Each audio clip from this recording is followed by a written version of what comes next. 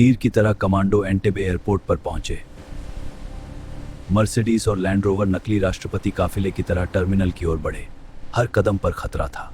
योनातान नेतान्याहू की कमांड में कमांडो दौड़े। गोली की आवाज, धुआं और हर तरफ अंधेरा, लेकिन मिशन रुका नहीं। एयरपोर्ट पर खड़े 11 मिग जेट कमांडो ने उन्हें रनवे पर ही नष्ट कर दिया। अब कोई पीछा नहीं कर सकता था।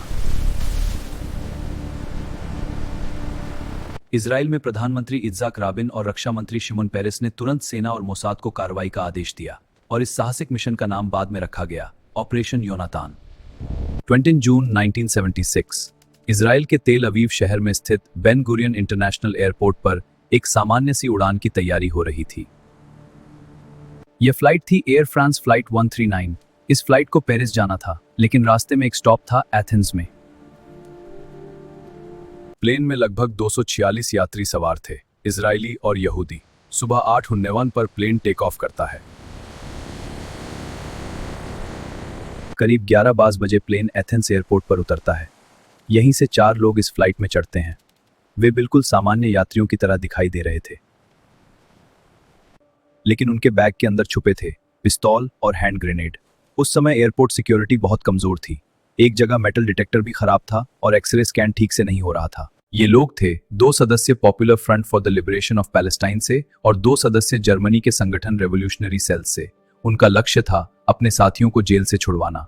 एथेंस से टेक ऑफ के लगभग 8 मिनट बाद अचानक सब कुछ बदल गया। फर्स्ट क्लास में बैठे 2 आतंकवादी अचानक खड़े हो गए, एक हाथ में पिस्तौल, दूसरे हाथ में ग्रेनेड।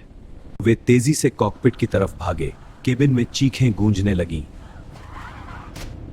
हाईजैकर्स ने पायलट को आदेश दिया, प्लेन को दक्षिण की तरफ मोड़ो।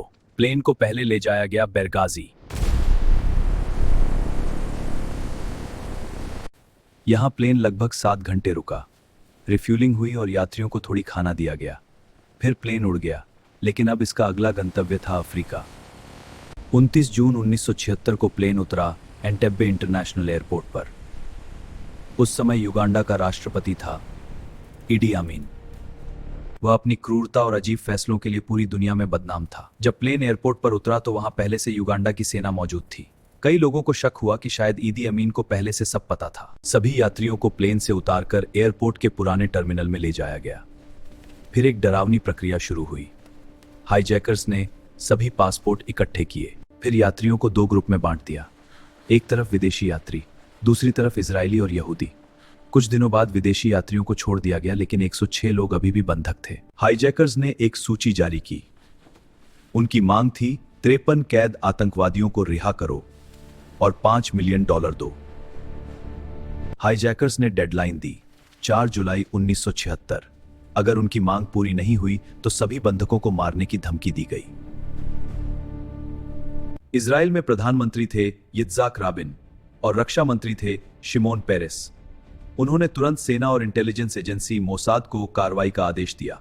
इंटेलिजेंस टीम ने एयरपोर्ट का नक्शा ढूंढा। मैंने कुछ देखा था लेकिन याद नहीं। ठीक है, और कुछ याद आया तो बताना। छोड़े गए यात्रियों से पूछताछ की और टर्मिनल का पूरा मॉडल बनाया। इजराइल से युगांडा की दूरी 4000 किलोमीटर से ज्यादा थी। फिर भी फैसला लिया गया कि सेना सीधे वहां जाएगी। इसके लिए चुने गए लॉकहीड C-130 हरकुलेस, 4 बड़े सैन्य विमान। कमांडो अपने साथ लेकर गए एक काली मर्सिडीज और लैंड रोवर गाड़ियां। लेकिन सवाल था, क्यों?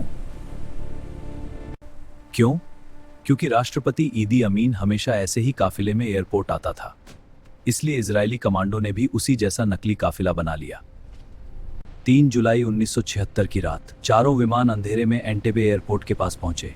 लाइट बंद कर दी गई और विमान चुपचाप उतर गया। कमांडो ऑपरेशन का नेतृत्व कर रहे थे योनातान नेतान्याहू। वह 13 मार्च 1946 को न्यूयॉर्क में पैदा हुए। 4 जुलाई 1970 को एंटेब्बे एयरपोर्ट वे तेजी से टर्मिनल की ओर बढ़े, लेकिन पीछे से गोली चली। गोली योनी नेतन्याहू को लगी, वह शहीद हो गए। फिर भी ऑपरेशन जारी रहा। कमांडो टर्मिनल के अंदर घुसे। उन्होंने सभी 7 हाईजैकर्स को मार दिया। बंधकों को जमीन पर लेटने को कहा। कुछ ही मिनटों में पूरा हॉल उनके नियंत्रण में था। कमांडो ने एयरपोर्ट पर खड़े 11 मिग फाइटर जेट को नष्ट कर दिया। ताकि वे उनका पीछा न कर सकें।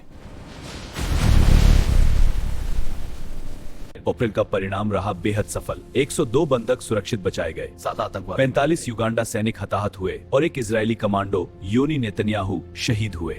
बाद में इस मिशन का नाम बदलकर रखा गया ऑपरेशन योनातान, योनी नेतन्याहू की याद में। उनके छोटे भाई आगे चलकर बने बेंजामिन नेतन्याहू। आज भी यह ऑपरेशन दुनिया के इतिहास का सबसे साहसी लॉन्ग डिस्टेंस रेस्क्यू मिशन माना जाता है। चलकर हमारे चैनल पर इसी तरह की और भी बेहतरीन वीडियो आएंगी। खुद को इनसे दूर न रखें, चैनल को सब्सक्राइब करें।